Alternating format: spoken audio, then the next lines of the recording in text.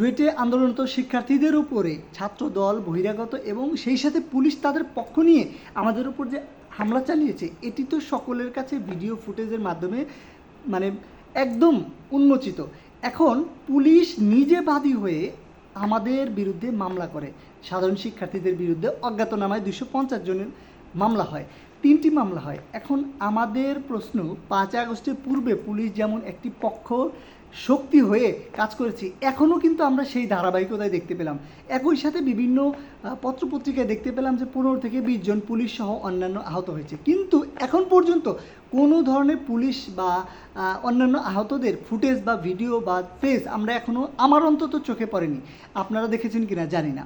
So এইটিও আমরা দেখতে পাইনি। তো পুলিশের কাজ ছিল হচ্ছে শৃঙ্খলা বজায় রাখা, কিন্তু তারা তাদের পক্ষ নিয়ে আমাদের উপরেও কিন্তু টিয়ার শেল, অন্যান্য তারা যে দেশীয় অস্ত্র বা অন্যান্য কিছু নিয়ে হামলা চালিয়েছে তাদেরকে পর্যন্ত সেখানে বাধা দেয়নি। তো যেটা বলবো যে এইখানে আমরা সাধারণ শিক্ষার্থী যারা রয়েছি, আমরা আমাদের যৌক্তিক দাবি তুলে ধরেছিলাম।